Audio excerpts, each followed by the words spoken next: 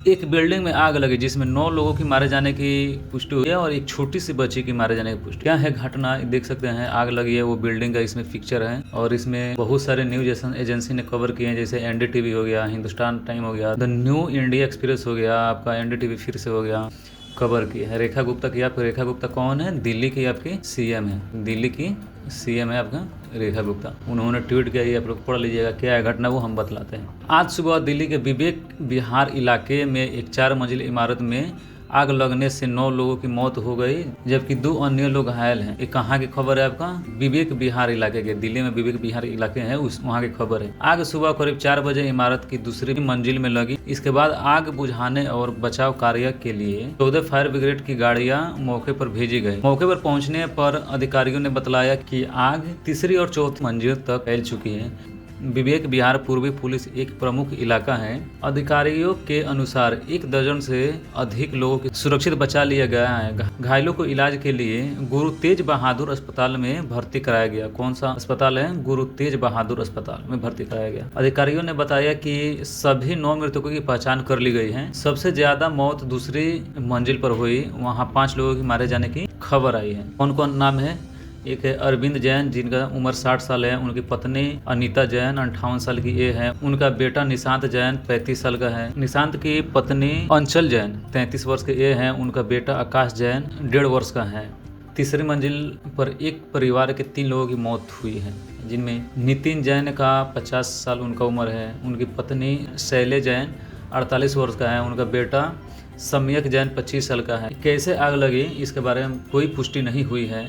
आग लगने के कारण अभी पता नहीं चला है कैसे आग लगी है, लेकिन निवासियों ने दावा किया है कि ऐसे में विस्फोट इसकी वजह हो सकता है। अब क्या है वो आपका जांच पर ही पता चलेगा कि कैसे आपका आग लगी है। ये आग लगने की तस्वीर देख सकते हैं। दूसरी खबर आप देख सकते हैं कि टीसीएस नासिक केस आपका कोर्ट ने डिनाई कर दिया है। तीसरी खबर यह है कि OPEC plus set to another oil output quota hike despite Hormuz closure. सोर्सों के अनुसार ओपेक एक बार फिर से तेल उत्पाद कोटा बढ़ाने की तैयारी कर रहा है, भले ही स्ट्रेट ऑफ हार्मोन बंद है। ओपेक प्लस रविवार को बैठक करेगा और सिद्धांत रूप से समझौता हो चुका है, ऐसा सूत्र को कहना है।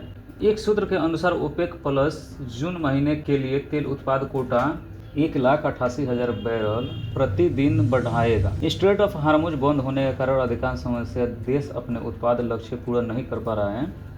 सूत्रों के मुताबिक कोटा बढ़ाने में यूनाइटेड अरब अमीरात का हिस्सा हटा दिया जाएगा, क्योंकि इसने ओपेक प्लस और ओपेक दोनों छोड़ दिया है। जो कुछ दिन पहले आप देखे होंगे कि यूएई ने बोला है कि हम ओपेक और ओपेक प्लस से बाहर आ रहे हैं और बाहर हो चुका है, तो इसका हिस्सा इसमें नहीं दिया जाएगा, इसका हिस्सा हटा दिया जाएगा, इस पर लिखा भी है। चौथी खबर यह है कि Nvidia is losing around world most valuable company से report who can be the first to hit 6 trillion. मतलब 6 ट्रिलियन में सबसे पहले कौन पहुंचेगा ये बतलाया गया है। इसमें बतलाया गया है कि एनवीडिया दुनिया की सबसे बड़ी कंपनी बनी हुई है, लेकिन इसके बढ़त अब कम होती दिख रही है। दूसरी तरफ अल्फाबेट जो है वो गूगल की पेमेंट कंपनी है, तेजी से आगे बढ़ रही है और एनवीडिया के बहुत करीब पहुंच चुकी है। एनवीडिया का मार्केट कैप कितना है? 4.8 से 5 ट्रिलियन के आसपास है।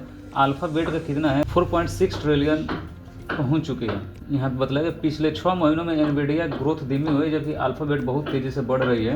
कौन बन सकता है पहला 6 ट्रिलियन वाली कंपनी?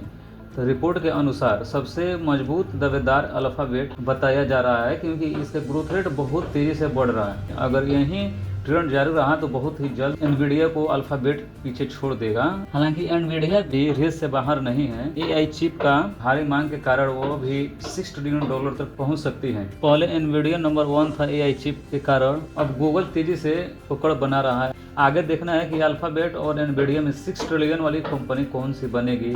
अभी कोई 6 ट्रिलियन तक नहीं पहुंचा है, लेकिन अल्फाबेट के आसपास सबसे ज्यादा मोमेंटम है और एनवीडिया अभी धीमी चल रही है। अब देखना है कि $6 ट्रिलियन के आसपास कौन सी कंपनी पहुंचेगी, ये आप लोग कमेंट में बतलाएं। और ऐसे ही वीडियो देखने के लिए हमारे पेज को फॉलो करें। तब तक के लिए जय हिंद, मिलेंगे किसी और वीडियो में।